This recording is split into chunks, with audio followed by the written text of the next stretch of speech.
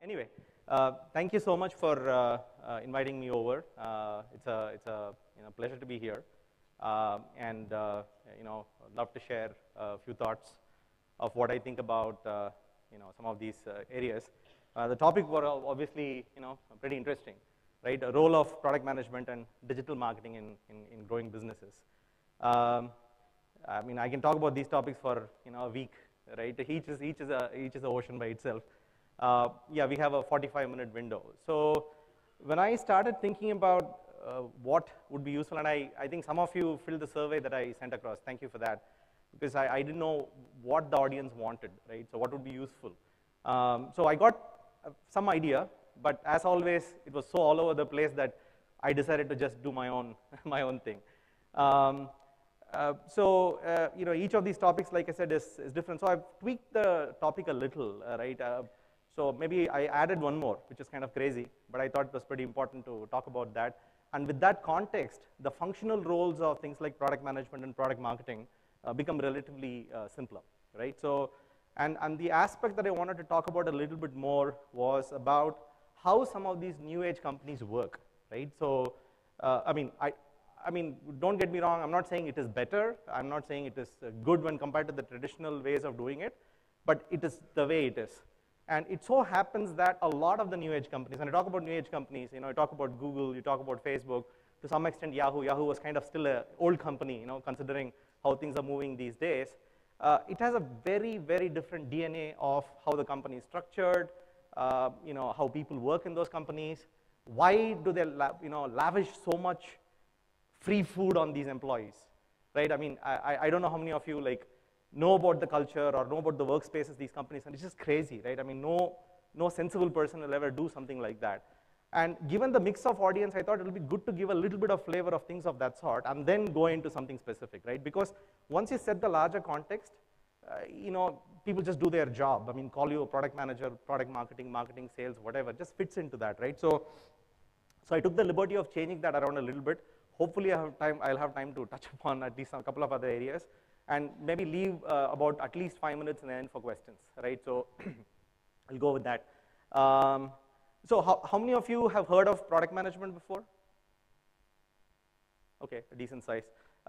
Digital marketing? A lot more, okay. And growing business, I guess we're all familiar with. I mean, and on that angle, I mean, I'm less of a growing business guy. I mean, I'm not, like a lot of you may be actually running your own firms, truly running successful businesses. So I mean, I'm sure I'll have a lot to learn from that perspective. But so the perspective I will share here through my various roles in different companies, largely as product manager, and the close association that I have had with a lot of our portfolio companies in Helion Ventures. And in Helion, we've had companies like, old companies like Redbus, new companies like, Big Basket, Taxi for Sure, which was one of the recent acquisitions, a lot of those. So I've seen a pattern in these companies. I've worked extensively in the US in startups. So I'm just going to share a few of those. Hopefully you benefit from that. And then you can always reach out to me on Twitter or email, and I'll be glad to chat anytime. Okay, so with that background, just to the standard disclaimer I add, it's just my thoughts. And quite likely you will know a lot in a lot of these areas and completely ignore everything I said. Just digest it, throw away the rest. I'm sure you're all accomplished in your own ways and know a lot more on some of these areas, right? So I just reversed it, right? So we speak about growing business, right? So beautiful. All you have to do is just nice roads, step on the gas, and you are off zooming. All of us know that's not the case. It's never the case, right? So the road ahead, especially for a fast-growing business, is never something like this. While that's how it is portrayed by and large, right? You take any company, any successful company, and I'm sure you have faced it in your own organizations that you're running. It is challenging, right? It has got its own bends and curves and ups and downs and whatnot. And it's never this like, okay, I set a vision, I just head towards that, and it's all hunky-dory. Year over year, metrics are jumping up and down. It's never the case, right? It's not at all. And contrast that to this. How many of you have heard this word called VUCA world? Right? Yeah. So that's the beautiful, artificial world that our media or a beautiful, successful article about an entrepreneur or a company will be like, oh, this guy woke up in the morning, thought about a business because his wife wanted something, and here it is, $1 billion business, right? It's a joke. It's never is the case like that. And the reality of this world is something of this sort. And forgot who coined it, but it is volatile. Everything is changing all the time. It is uncertain, obviously. Complexity is a lot, and it's ambiguous. And I think the world has become a lot more like this because of availability of information. People have their own mind, right? So you can't control people, unlike how things may have been at some point of time, right? So where you could tell people what you had to do, and people would by and large do it. I mean, it's not the case, especially in a highly successful company, because it's filled with smart people. It's filled with people with ambition. It's filled with people who want to do their own thing, and it's never as coherent and nice as you want it to be. And the world itself is like this because things are changing all the time, right? So I mean, nothing is stable, in this world. And in that context, I just thought I'll just introduce this word and also talk about a little bit of bias in terms of some points that I'll touch upon. Right, so in the startup world or the venture world, we talk about these two words, right? So one is a lifestyle business, and one is a growth business. Again, this is not to say one is good, one is bad, or one is better, right? It's not. It's just two types of businesses. And a typical lifestyle business is, right? It's a successful business. Typically makes a lot of cash. Typically employs a reasonable number of people, and the founders, the teams are all having a good life, right? It's a great business to be in. That's nice. And the second type of business is what we typically call as a growth business, where you can even talk about any of the e-commerce companies today, right? So, I'm sure 99% of the people here will think like, why are these guys burning so much money? Like, it doesn't make any business sense in terms of what they're trying to do, right? These guys are just going to go down the tube. You should make cash from day one, right? That's kind of what a logical, reasonable-minded person is likely going to tell. But that's not how these businesses work. And the guys who are putting in money in these businesses, it's not like they don't know what they're doing. Right? These are really, really smart people, very qualified, who really know what they are doing. They may go wrong. That's completely there.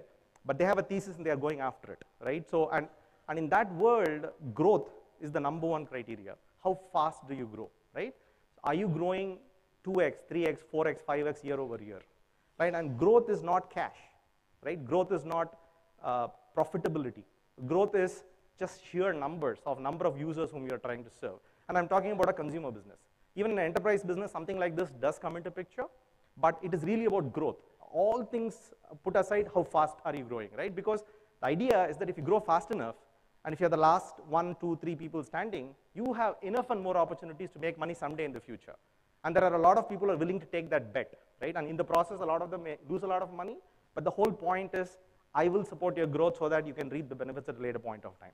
Completely different culture, completely different approach of how you do a business. And it's super important to understand that a lot of the quote-unquote new age companies are all growth businesses, not really lifestyle businesses. So you will never find them talking about making money. Again, I'm not saying it's right or wrong. They don't talk about making money early on in the life cycle of the company. The idea is that if I have enough people who come and use my services all day long, we can make money some point of time. Not a big deal at all, right? That's the idea. So give an example of WhatsApp, right? So the company never made any money. Right? So if I think they charge $1, which is about 60 odd rupees these days, a year. The only focus of the company was just growing the size of the number of users who will use WhatsApp, right? I can pretty much guarantee everybody in this room is using WhatsApp right now. Now, if WhatsApp had charged you 500 rupees a month, or I don't know, whatever the number they charge, even if it's 1 rupee a month, mentally there's a huge block of us as consumers or users paying 1 rupee versus not paying. Completely different mindset, right? We're using it because it's free, and it's got billion plus users using it right now. And so the idea was growing, right? The idea was growing the company or the product, the business, not really making money. Because if they had made money, they would have never grown this big. Now it is an inevitable part of our lives that we can't get away from. Google, very similar example, right? So just keep that in mind. And a lot of the cultural aspects that I'm going to talk about largely come from the growth businesses. And you can take elements of what may be relevant for you in your own lives or in your own businesses or in the business that you'll be doing, and hopefully it's useful, right? So when I say business, what's a business? Classic definition: make money, grow, right? Make profitable. I mean, the thing I detest and I hate from the bottom of my heart or belly is to deliver value to shareholders. I don't think anybody understands what that sentence even means.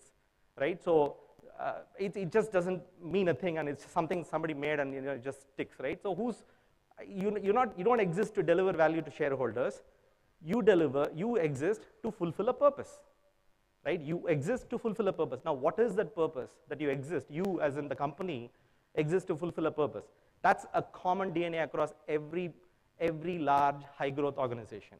Any organization that anybody wants to work in or be a part of usually has a vision, right? You exist because you want to fulfill that vision. Now, what is the vision your business is trying to fulfill? What is the vision that your business is trying to fulfill, right? And if it is aspirational, and if it's something that can bring in a lot of people together to work to make that a reality, you have something going, right? So all of us know how hard it is to recruit. Why is that the case? Because people have a lot of choice. When people have a lot of choice, when you want to attract the best of talent wants to work in a company where they think they can contribute, where they think they can make a difference, right? Where they mean something. And that usually comes when you have a vision, when you have a culture that supports that vision, right? So these are just examples that I picked off of the net to make shopping delightful for everyone. Anybody? Who's this? That's Flipkart. Organize world's information and make it universally accessible. Google. Enhancing athletic performance. Nike. That's the last one is Snapdeal. It's a big one, so I won't read it. But essentially, and I don't know how many of you have read this letter by Mark Zuckerberg before they went public, right? So he wrote a letter to the potential investors of Facebook, and where in the letter he practically said, please don't buy Facebook stocks. It literally made that, because the class structure was in such a way that Zuckerberg would make any decision on his own. The investors ultimately did not have much of a say, because he controlled 51% of the company in some form or the other because of the preferential structure. And the whole point, literally the summary of the whole letter was this: Facebook exists in this world universe to be able to connect everybody in the universe, or the world rather, right, on Earth in this particular case. That's the vision of the company. We make money so that we can fulfill that vision, not the other way around.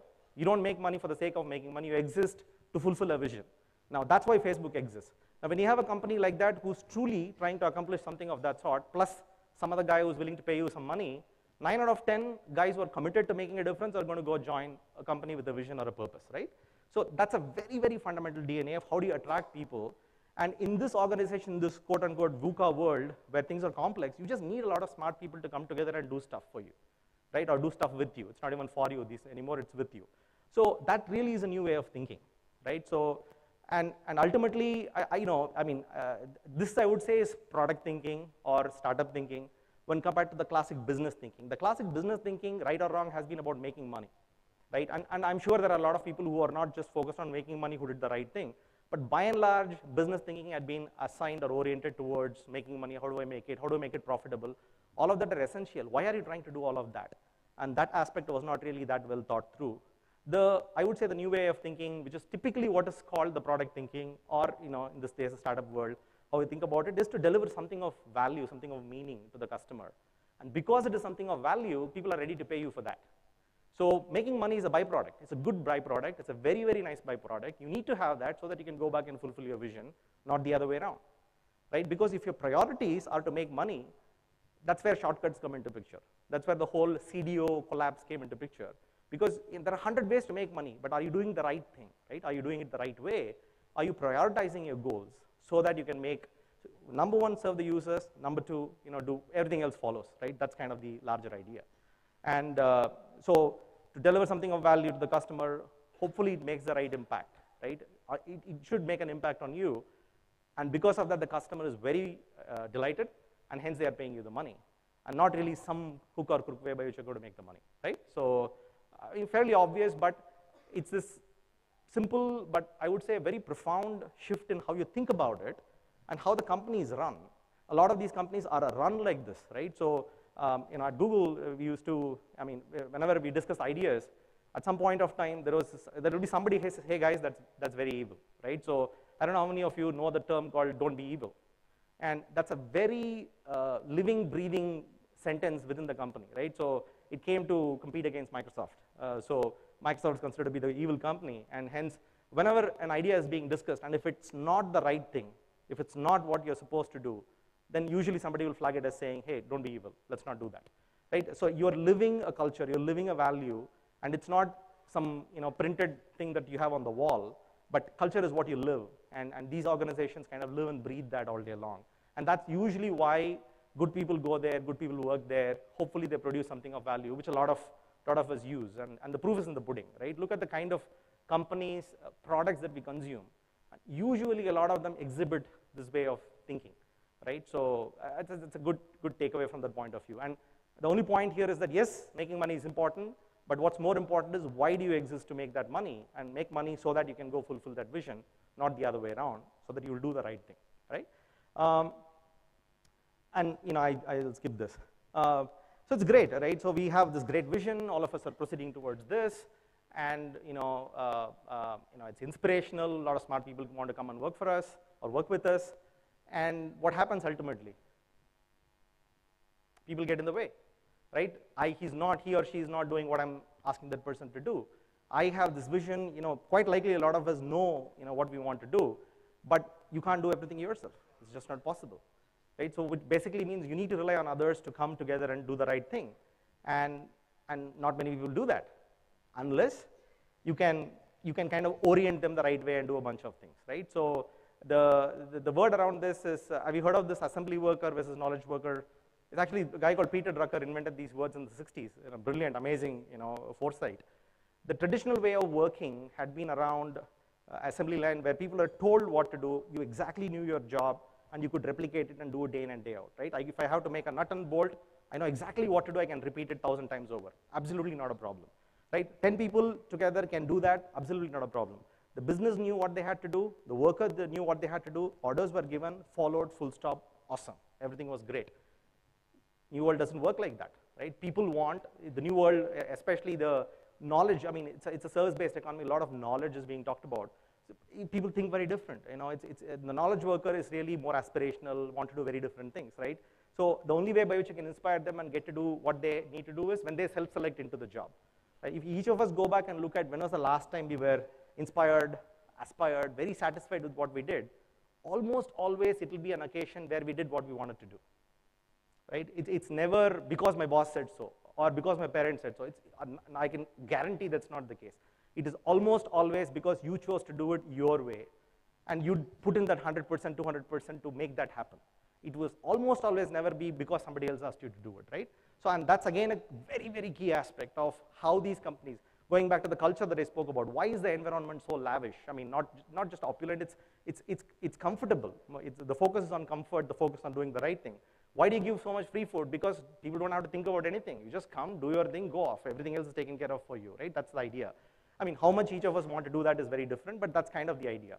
So the knowledge workers and the interactions around that is very, very different. So putting it all together, essentially, like coming back to the innovation, right? So how are quote unquote innovative companies operating? And the simple formula is, and this is repeated over and over again, right? So get the right set of people to it. It's all about the team. It is all about the team. If you don't have the right team, you can't get anything done. Full stop, right? It's just not possible. And when you get the right team together, the right matters. It is not competence alone. It is about doing it for the right reason. You want to make a difference.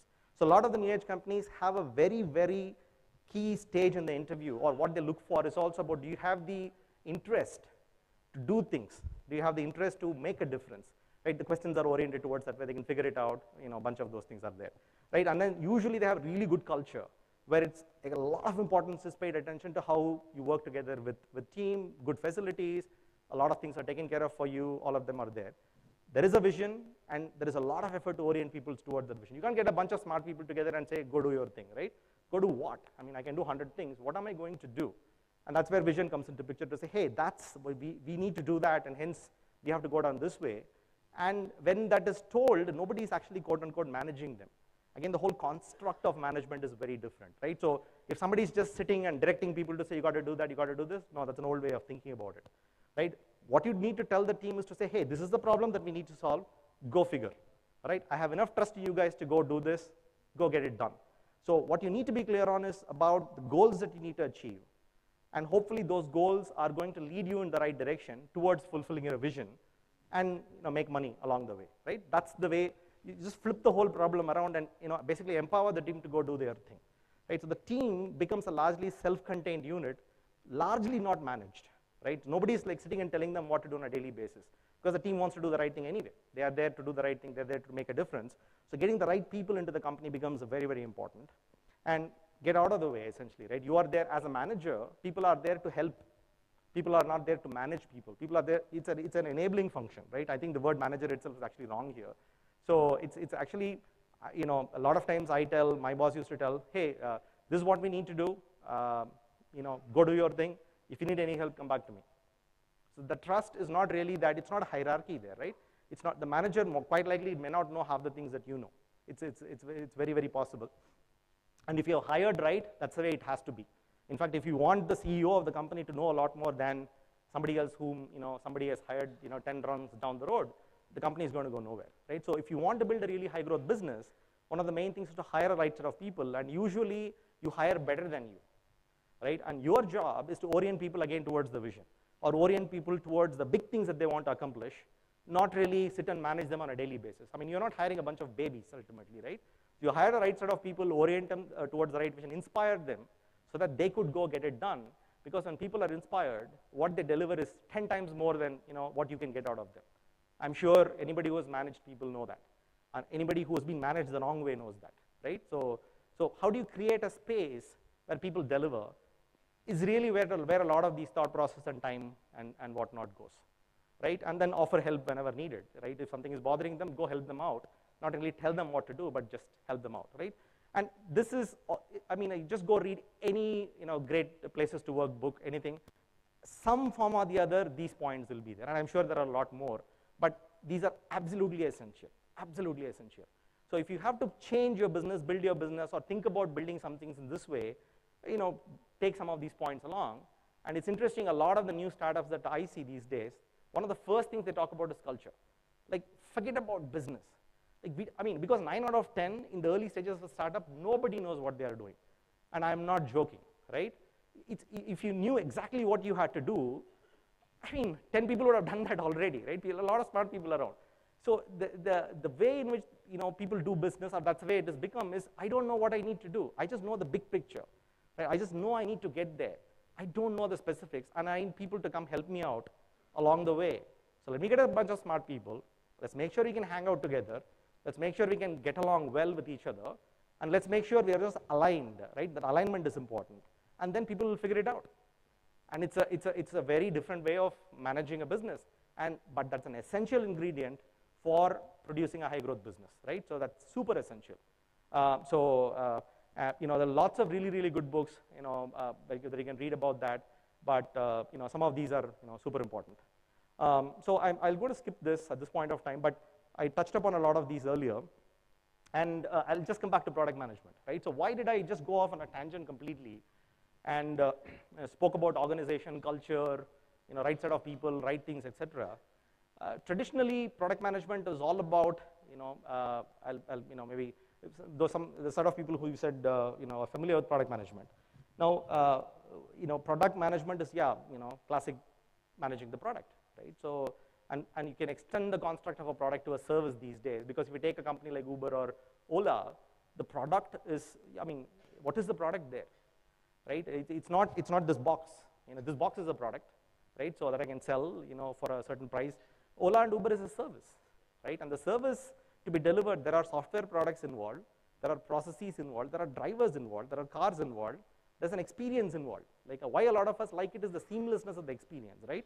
So a lot more, it's really becoming about managing the end-to-end experience, where yes, there are a lot of small things that needs to be delivered, but it's really how do you look at it holistically so that you can deliver that experience to the user. More and more, the job has become about how do you manage the service experience, not really about delivering a small piece of the product, right? Because the app that you see would have been a traditional product in, you know, even 15, 20 years back. That alone is not you may have a great app and you can just punch a button and it said driver ordered, but the driver shows up stinky, you should run like Ola, right? It's not just about having a great app or a great product. The driver coming and driving you and delivering a really, really good experience for you is the product that you're delivering ultimately, right? So a lot of these complexities have changed. It's not like the traditional software which used to come to you in a floppy and then you boot, right? It's not like that, right? I mean, it's changing. And hence the role of a product manager is also evolved, right? So now who is a product manager? And just come to that. And then I'll go back and connect why I just went off on a tangent earlier. A product manager, typically, the classic definition is something like this, is a product manager is like a glue function, right? It's basically somebody who sits in between a lot of these uh, uh, functional roles, right? There is an engineering team which is like kind of trying to build software or hardware, anything of that sort. The marketing team trying to sell it to the customers, message it to the customers. There's a sales team which is doing a bunch of stuff. There are 100 other teams. There's an operations team that's doing something else. And each team is really good at doing what they're supposed to do, right? So engineering team builds really good products. Marketing team, awesome, marketing messages. Sales team does amazing job of selling. Now, what are they doing together, right? Who is looking out for that? What is the glue function?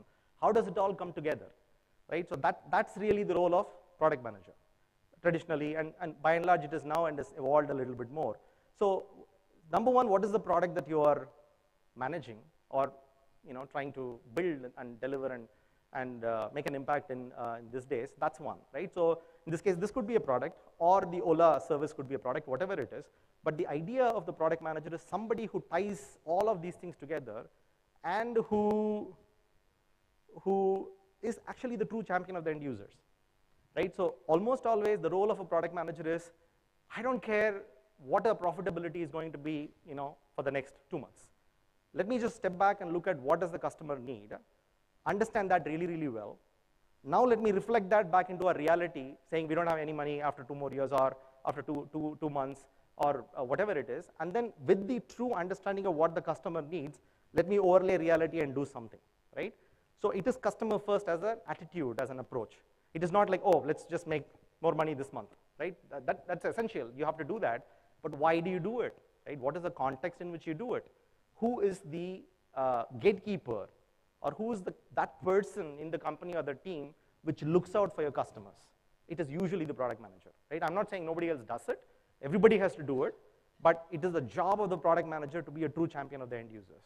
And because of that job, because of the way in which the product manager understands the customer and works with the customer and comes from that perspective, he or she is going to be the champion of that particular customer within the company, so the rest of the company gets aligned to, okay, this is what we need to deliver for our users.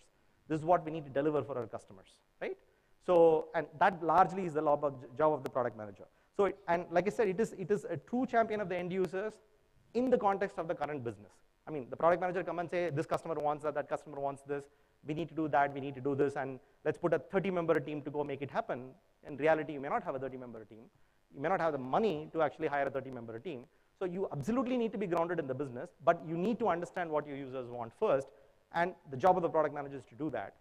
And this role has become super crucial over time. I mean, this role didn't exist in India even 10 years back, right? So the traditional services companies did not have a role like this. What you had were people who would go to the customer, typically somebody in the US or wherever, ask them, hey, what do you need? Like write them down really well in terms of specifications, comes back, gives it to the engineering team, and make sure that it got done, right? So that's kind of what a traditional role was. Now, whereas the new role of this product manager is, you're working in this high-powered team, a lot of smart people who want to do the right thing, right? All the stuff that I spoke about, company, organization, culture, etc. Now, you have a lot of those guys wanting to do the right thing, working with you. Now, how do you orient or align those teams so that impact gets delivered to your customers, so that you can make money, right? So that is become the job of the product manager. It's not about managing people. It is really about enabling the team so that you can make progress in the right direction, right? There are two important parts here. It becomes super crucial so that the product manager can actually work with the team very, very well. Work with completely different sets of people. To the sales guy, this person should be able to talk a different language. To the marketing person, you'll be able to talk a different language. To the engineering person, they'll be able to talk a different language. So they will basically be able to work with a lot of these teams together, rally all those teams around, and then deliver what needs to be delivered at the end of the day, right? So it's really the glue function that comes to, that connects the rest of the organization and helps you deliver stuff. And more in a lot of these high growth companies, it's become a super crucial role, because these guys, and it's not like the customer is going to tell you what they want, unlike the old days. You got to figure it out, right? So like, I mean, if somebody from Flipkart comes and asks you, or Google comes and asks you, what do you need next? I mean, the classic Henry Ford quote comes into picture, where if you go ask your customers what do they want, they would have said faster horses, right? That was the state at that particular point of time. Now, you got to invent a car, so you can't go ask your customers. So you got to invent on behalf of your customers, right? So that is the job of the whole team, but one of the primary responsibilities of the product manager, who's there in the organization. And this person basically keeps a lot of the outside-in perspective, right? So when I say outside-in, it's not how you look at the world, it's really about how the world looks at you, right? So how do you develop those skills to do that? So in any of your businesses, I mean, you will have a certain perspective, but go talk to your customer, they'll have a very different perspective. And when those are aligned, good things happen. And when those are not aligned, really, really bad things happen, right? So that's what just this word, if not anything, just take away this word and just apply that in your day-to-day life. Like, what does the outside world, what do your customers think about you? When I think about delivering something, what is the outside-in perspective there? Because nobody really cares what you think, ultimately, right? A customer cares about what that customer thinks. A user cares about what that user thinks. And in that context, how do they view what you offer is the main thing that matters. And there are people like product managers whose job is to go figure that out. If you have a good guy, hopefully they're going to figure it out and deliver good things for you and the company. The cliche definition is he or she is the CEO of the product, and again, doing the right thing, and all the various things that I spoke about earlier. And when I say impact, it's not about dollars again, right? Again, when I say its impact is what we call as metric. Like, are people coming use your product a lot? It's not the money is kind of an indirect correlation, but what matters more is, are you thinking about the user's needs? Are you delivering the impact? And then money follows from there. That's usually the way in which this is thought about. And it doesn't have to be one job of a person. It is actually a role that somebody has to play in the company, right? In the early stages of the company, quite likely the founder of the company does it. For a lot of you who have your own businesses, you will be doing it yourself. But again, some of these elements, it's such an intensive job that the CEO of the company may not be able to spend all the time. And hence, you want somebody like the CEO who watches out for the customer, so the CEO can go focus on multiple things. So typically, a product manager ends up being the CEO of the product, again, does the right thing, has a good understanding of the business needs, and then operates things from that perspective, right? So that's largely what the role is. And there are lots of good resources. One of the books I would recommend in case you want to know more about it is a book called Inspired. Talks a lot about what is product management, how does it work, how does it work in the digital world, which is kind of what a lot of what I said comes from. And a lot of great resources available out there to get to know more about that. So shifting to the second part of it, I know I'm getting flagged, but I'll just take a few more minutes. Digital marketing was the second part of the talk. So I think I just, again, we can't squeeze that in 2 minutes. There's a lot of content out there already. The only couple of points that I would make, and then I'll wind up. Ultimately, what is marketing, right? Where are your customers and how do you reach them? And what is the message that you have to articulate to reach them? Now, from that perspective, yes, a lot of people are in the digital world. I mean, on the web, on the desktop, on the mobile, watching YouTube, doing a lot of Google, spending inordinately unnecessary time on Facebook, YouTube, Twitter, whatever you name it, right? People are there. So traditionally, we used to go out, walk out a lot, and hence, hence we, excuse me. Yeah. So traditionally, we used to go out a lot, and then when people had to reach you, it was the out of home advertisement. A lot of TV was being watched, and hence there was TV advertisement. And then more and more people are spending a lot of time here, and hence advertisements naturally follow there. In the Western world, what has happened is the amount of time people spend on TV has come down dramatically, right? How TV is being watched has changed. It is not, it is not being fed to you. You pick and choose what you want to watch when you want to watch it. Things like Netflix and whatnot, right? India is not yet there. India is still similar to broadcast model. The number of people who record programs and play it back is not that many. So TV is still able to reach a lot of people. In the Western world, again, people have stopped reading newspapers. That's why, people don't spend money in print ads. Radio, very debatable, let's leave it. In India, people do watch a lot of TV. So hence, TV is still a very, very viable way to reach a lot of people. But because people are also hanging out here, you potentially have a way by which you can reach the same set of people, right? So some of the techniques are what we call as targeting. You can actually really target whom you want to show this advertisement to, which you can't do in a broadcast world or even in the TV world, in spite of all the smarts that's available. So search is a great way by which, when you type in a keyword and says, I want to buy a gift for my mother or something to that effect, the system understands truly who you are, what you need, and shows ads which are very, very contextual, right? So it can get really, really smart about it. And typically, it is a lot cheaper to advertise on digital. I'm not generalizing it. There are places where it's inordinately expensive. Like, let's not even go there. But typically, you'll be able to reach a very focused audience in a much, much cheaper way when compared to your traditional TV advertisement, which is typically useful when you have to like just broadcast across a whole bunch of people. So interestingly enough, in India, at very large scale, TV is actually a lot more cheaper to advertise and get your customers and get your brand exposure going. And there is also this inherent element of brand and trust people have the moment you advertise on TV, right? So how much ever you see an ad on Google or Facebook, the brand affinity or the respect to the brand doesn't go up, right? TV still has that, not in a TV and newspaper both. In India, it still works. Like people just, the trust just grows up dramatically the moment they see you advertising on TV because people think you're trustworthy for whatever reason, right? So that's kind of how it works. But having said that, yeah, the digital is still a very, very effective channel. Search, Facebook advertising is huge these days. Things like remarketing, targeting is just, like how do you target the right set of users? Remarketing is, okay, I saw you on this site, and hence I can follow you and show you an ad when you go to some other place completely, right? So literally they know, like, oh, you watched they don't know who you are, but they know somebody like this did that, and then they can literally follow you around and show you an ad in a different place. And simple tools are available, very, very cheap compared to yesteryears, and powerful. So if you have a business, if you want to acquire people from the digital medium, Google AdWords is a great way to do that.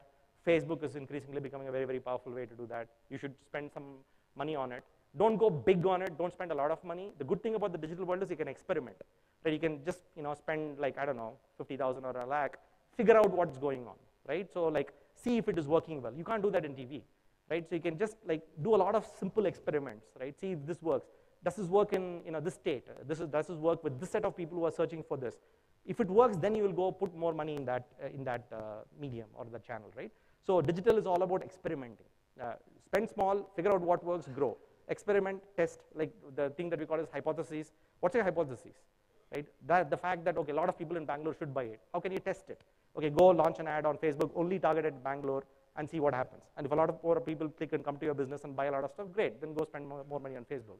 If it's not working, go try something else. So it's all about experimenting, test, learn, test, learn, test, learn, test, learn, right? So it's not like, here I'm spending X and just pouring it down the toilet, which is kind of what a lot of that has happened. So mobile advertising is also evolving and evolving very fast. Though it is not very clear what it is. I mean, you can experiment again, but nothing coherent. But Facebook is again taking a dominant share of this. Google is increasingly becoming bigger there. But like I said, keep in India, in the traditional channels are still pretty good. If you want to reach a lot of people across very different states at a large scale, TV is good, and it's actually cheaper when compared to digital channels this day and age. So yeah, so with that, I'm just kind of winding up. But like I said, I just wanted to talk about the culture basically because it's a profound shift in how companies operate. It's a profound shift on how people are to be quote unquote managed. It's not about management bringing them together, letting them do the right thing, just orienting them in the right direction. Typically, a PM comes in and facilitates that process, but the company's culture has to be good. Everything else has to be there too. But PM essentially becomes this glue function which pulls in very different people together and prioritizes for the right reason, which is very aligned with the vision of the company, which basically means you need to have a vision for a start. If you don't have a vision for a start, deeper problems, right? Please don't go work for that company. So you need to have a good vision, which is about doing the right thing, get people together who want to do that, PMs facilitate that, organizations facilitate that, then magic starts happening, and empower the teams to go do the right thing, right? So those are very, very honest words that are practiced, not really talked about in good organizations. The other common thing is think big, right? So you want to go do a big thing, but you can't achieve the big thing on day one. You got to iterate small, take small steps, take small steps, take small steps, but you have to have the orientation to do the big thing, right? That's a very, very common thing. Focus a lot on serving the users the right way and do it for the right reason, and hopefully good things will happen because of that, right? So and digital marketing, I just touched upon this because of the topic. Again, it's about experimenting and learning so that you can make progress in the right direction. So with that, I'll stop, and if I have time, I'll take a couple of questions, or not. I'm not sure.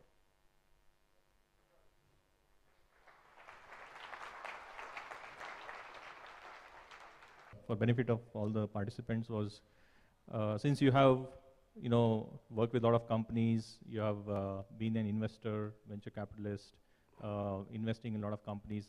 So what are the top 3 mistakes that an entrepreneur makes? Entrepreneur, when you talk about, okay, so let's, startups. I think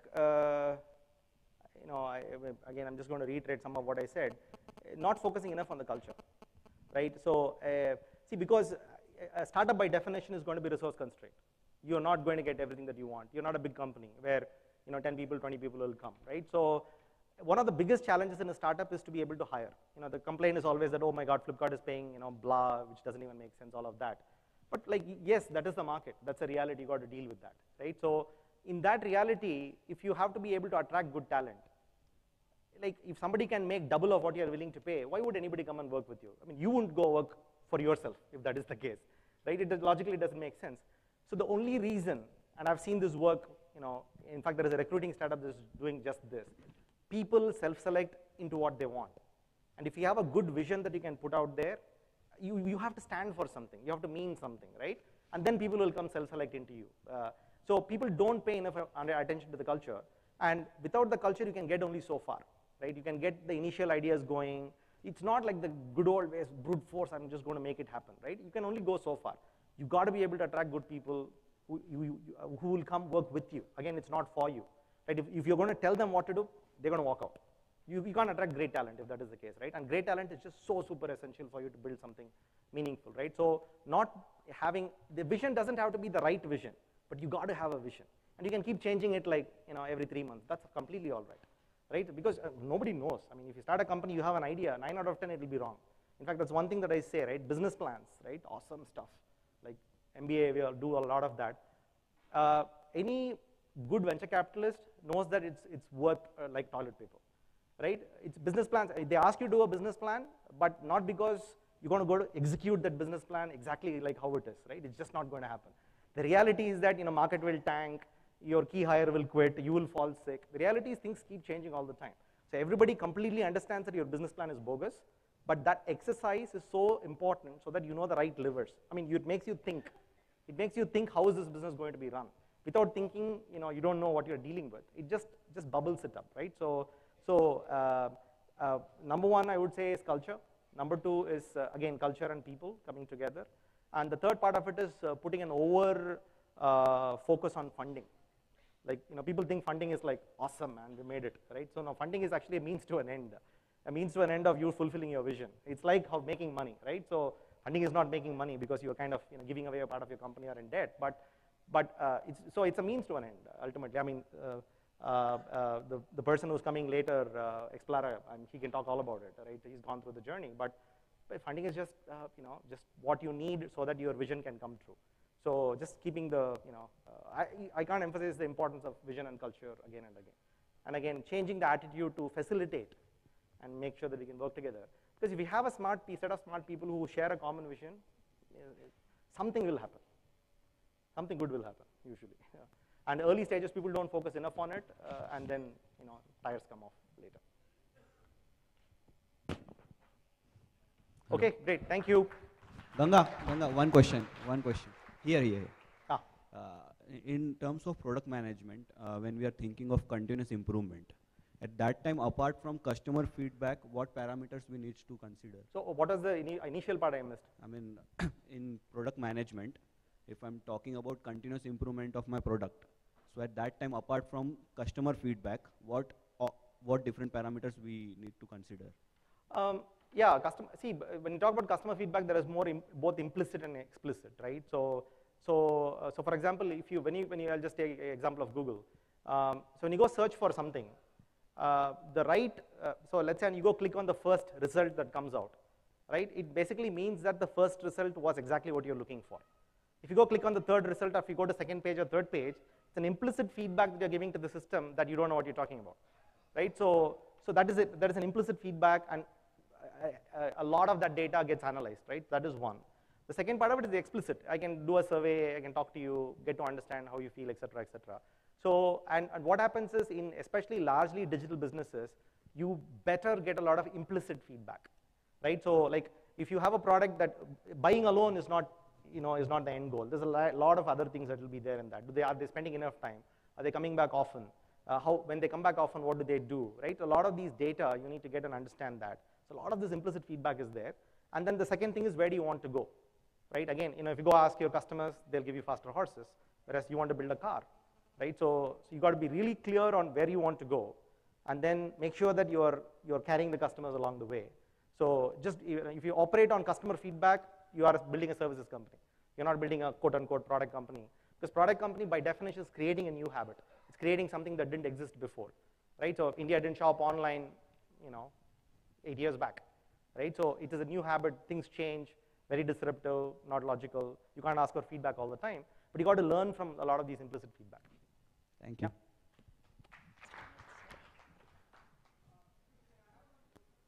Yep.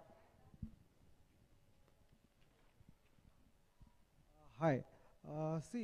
In earlier days, advertising, if suppose we advertise in a newspaper, it was a shelf life was for 1 day. In TV, the shelf life is for few seconds. Magazine, its shelf life is for 1 month. And when we talk about digital marketing, the shelf life is depend upon the customers, what we choose, where we want to advertise, how we want to advertise. But if we want to have a really right shelf life for those customers, what would be the right parameters which we can achieve to our targets? Tough question. I mean, I think we can discuss offline. I think there are two, I'll just answer it in a different way.